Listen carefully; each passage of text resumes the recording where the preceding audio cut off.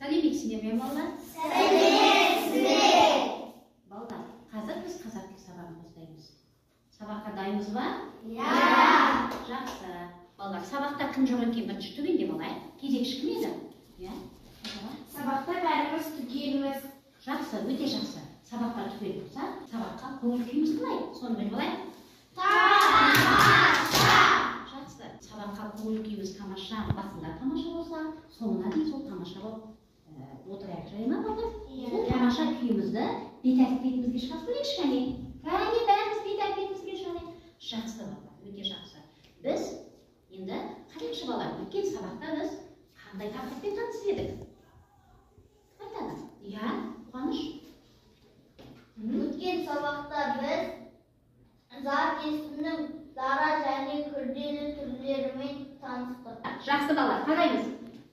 Зат есімнің күрделі түрі және дара түріне мен қалташа жасап қойдым. Сол қалташаға біз ажыратып дара және күрделі түрін. Бірінші топ дара түрін, ол жерде қалташада дара және күрделі түрі жатыр. Соны біз ажыратамыз күрделі дара түрін. А сенен күрделі түрін қалташаның ішінде дара және күрделі түрін. Жылдан балалар, қай топ айтылды, белгі береміз. Жақсы, тамаша. Жақсы. Аяқтадық па?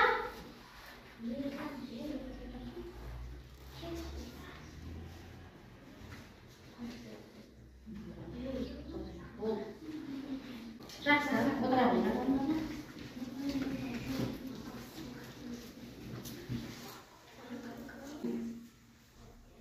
Бірінші топ баға беріп отырамыз бірінші топқа. Жақсы, өте жақсы. Келесі. Ойша. Жақсы, баға беріп қалды.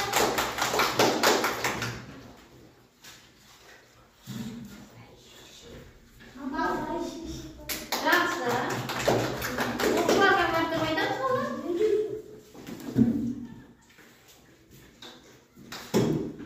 Тие. Жақсы.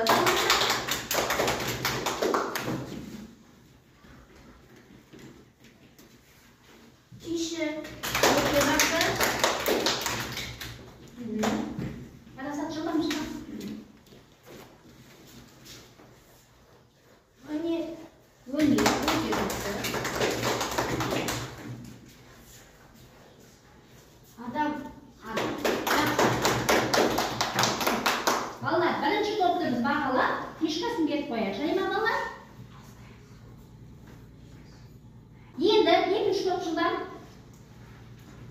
Шешек. Дұрыс балалар. Бірінші топ қана бағалайды балалар. Жылдам. Екі басты. Қуаныш.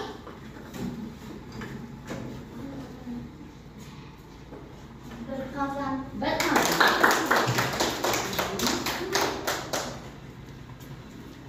Ақтық.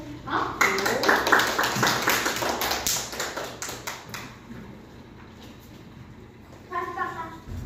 Өте жақсы.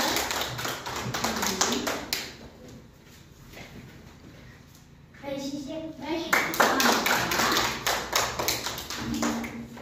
Темір Темір жол. Жақсы. Бағалап отырамыз балалар. Ата-ана. Күрделі және дара зат есімді ажырата білгендер үшін бірінші топқа бір фишка, екінші топқа бір фишка беріп қойдым. Енді осы фишкаларды жинау арқылы сіздердің жеңгендерің, жеңілгендерің білінеді. Түсіндік па балалар? Жақсы, енді ережесін айтайықшы. Дара және күрделі зат есімнің. Қалай тыңдаймыз балалар? Дара зат есім дегеніміз бір сөзден тұратын сөзді дара зат есім дейміз.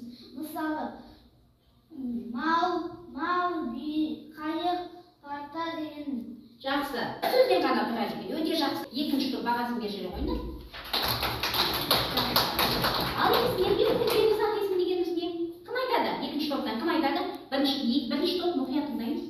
Кім айтады? Қуаныш айта ғой.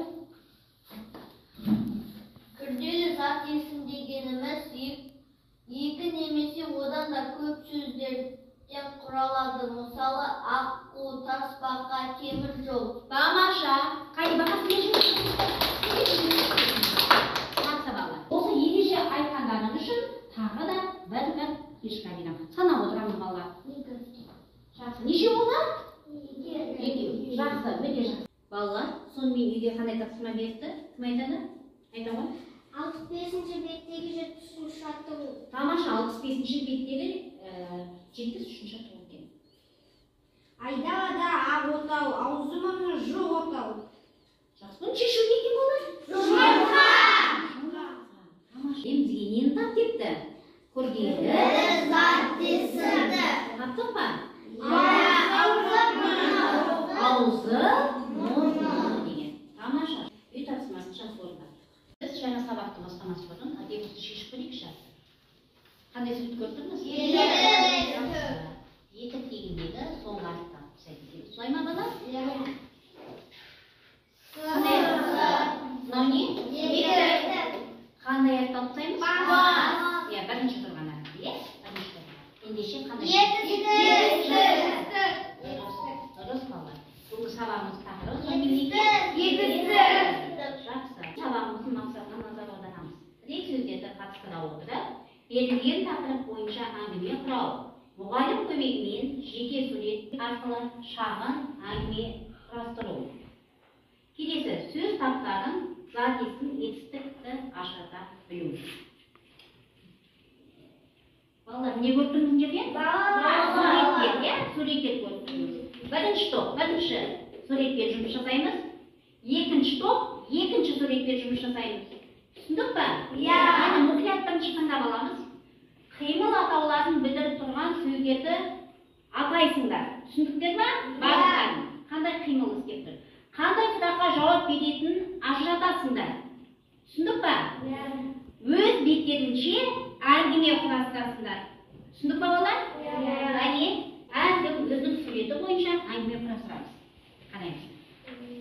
Бірінші топ, бірінші сурет, екінші топ, екінші сурет. Балалар, сонымен біз әңгіме құрадық. Енді балалар не істеді бірінші суретте? Су құйды, ағаш басқызды, көмді, ұстады. Мамаша, екінші суретті қарайықшы. Жасады,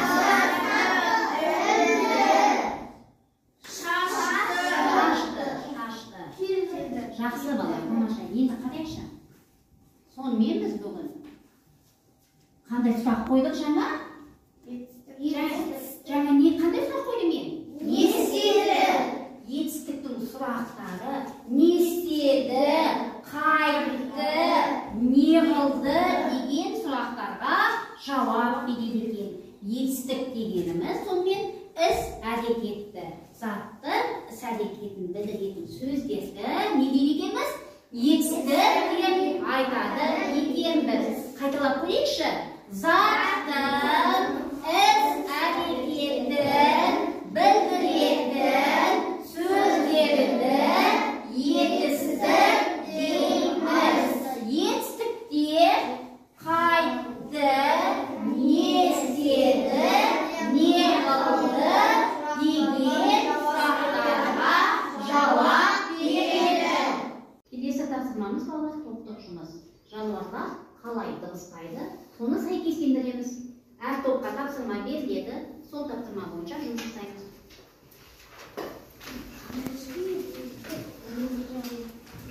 Иә, жылдан жасауға тырысамыз балалар. Жылдан жасаймыз.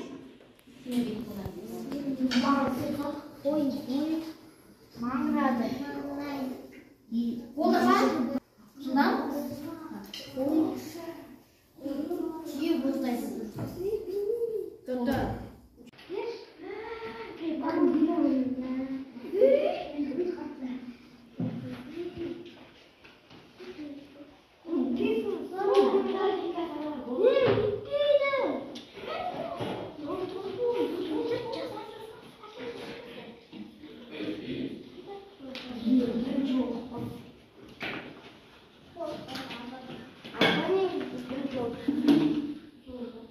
Жақсы. Балалар жасап бітіпсек, енді екі топ алмастырайық өз жұмысымызды. Бірінші топ, екінші топтікін тексереді, екінші топ, бірінші топты тексереді. Қане, мен тақтадан дұрыс нұсқасын көрсетем, сол бойынша тексеріп көрейік. Қане, балалармен қараймыз.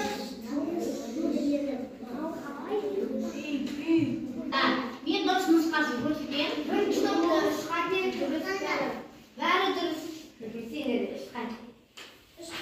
Жақсы, отыра қаламыз. Қатесін қазір айтамыз. Өте жақсы. Бірінші топты қалай бақылаймыз? Балалар, болмайды. 3 қате шықса да. Сендер бақылаңдар екінші топты. Жақсы, өте жақсы. Балалар, жақсы. Сендерге мен фишка бермеймін, қате болғандықтан. Олда мен екінші топқа берейін. Өте жақсы. Балалар, жазып бітсек, бүгінгі күнді кітабымыздың 72-ші бетін ашыңдаршы. Аша қойыңдар, 72-ші бетін. Аштық па? Екінші жаттығуды қараймыз. Енді осының тапсырмасын маған кім оқиды? Кім оқиды? Тағы Айзере оқи ғой. Мәтінді негізгі сөздің мағынасына қарай етістік қойып, сөйлемді көшіріп жазып. Бұл жерге етістікті қойып жазамыз да, және сол етістіктің астын сызады екенбіз. Түсіндік па балалар? Тапсырма түсінікті болды ма сендерге? Ендеше қайтеміз? Не істейміз енді? Жазамыз. Өте жақсы. Әне, жаттығуды жазып болдық па? Жаттығуды. Кім оқиды? Кім оқиды? Замыр оқи ғой. Көктем келді. Тамаша. Тағы кім оқиды? Рамын оқи ғой. Жер көгерді. Өте жақсы. Ержан оқиды. Күн күркіреді. Жақсы. Тағы кім оқиды? Құстар келді. Жақсы. Найзағай жарқырады. Жақсы. Балалар, жаңа біз келді, көгерді, күркіреді, жарқырады, келді деген сөзге қандай сұраққа жауап берді сонымен? Апай, Қандай сұраққа жауап берді? Қандай не сұраққа? істеді, қайтты, не қылды деген сұрақтарға жауап береді. Жақсы. Сонымен бұл қай сөз табына жатты?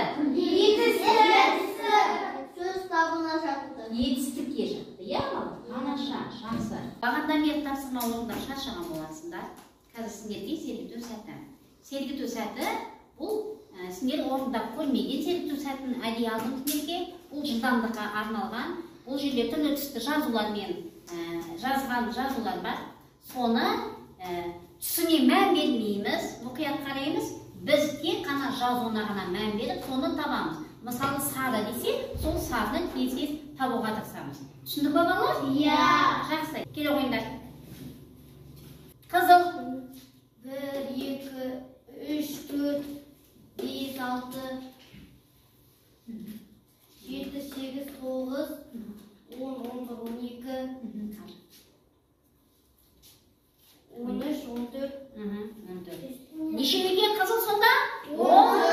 Тамаша, отыра ғой. Жақсы. Көк. 1, 2, 3, 4, 5, 6,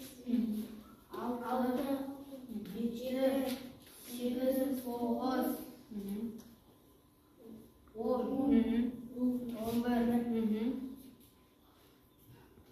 11, 12. Нешеу екен көктен?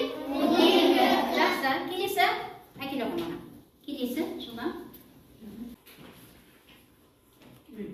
Енді қараны. қара, 1,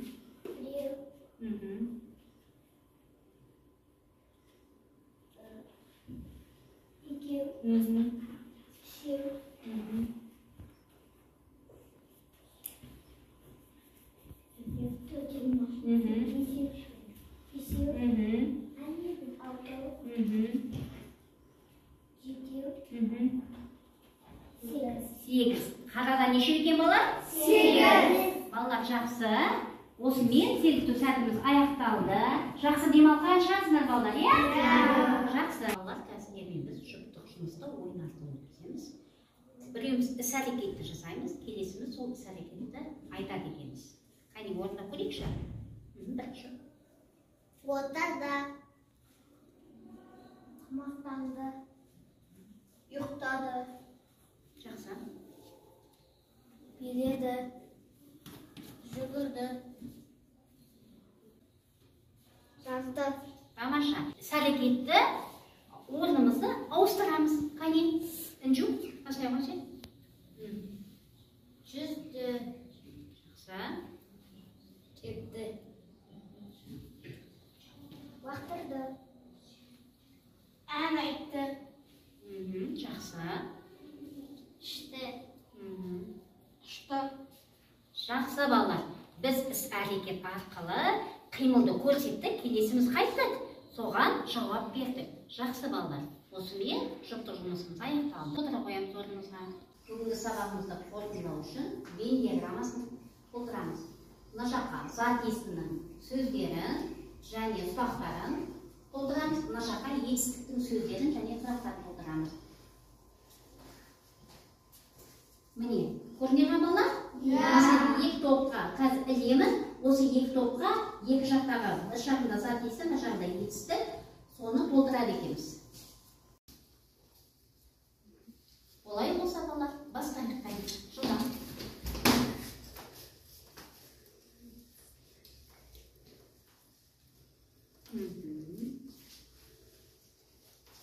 Жақсы.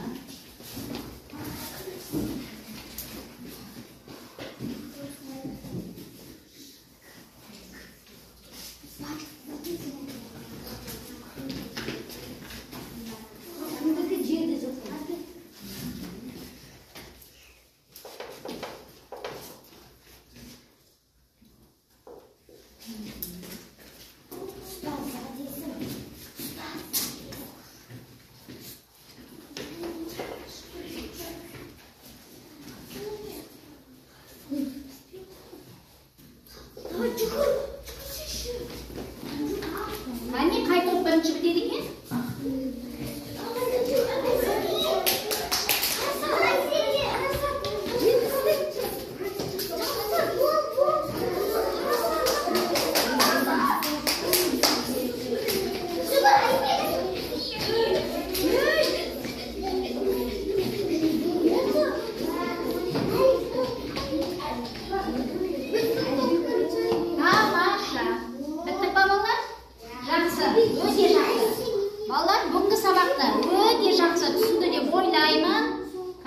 Topkada екі пешкада келеді.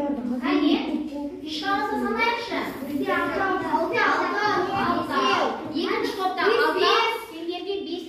Ендеше екінші топ жоғарғы орынға іліккен екен. Тамаша, қане, құттықтап қойып балалар. Жақсы. Бүгінгі сабақ сізге ұнады ма? Жақсы. Біз бүгін қандай сөздермен танысып қалдық? Етістік дегеніміз нені білдірді сонда? Қимыл іс қимыл әрекетті. Оның сұрақтары қандай екен?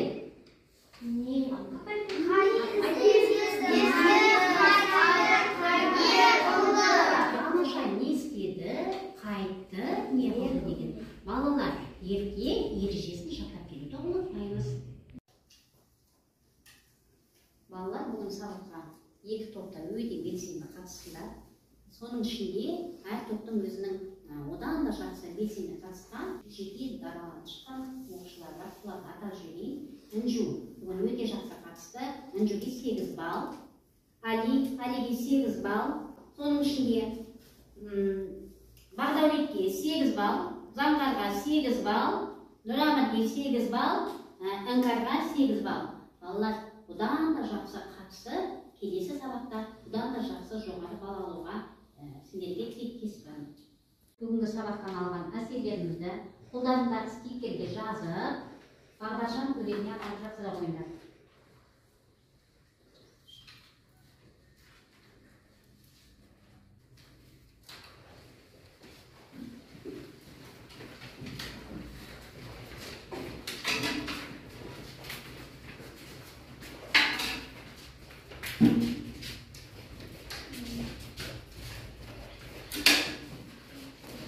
Жақсы,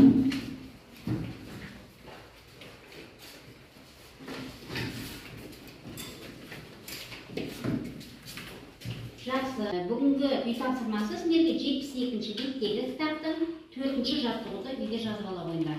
Осымен сабағымыз аяқталды.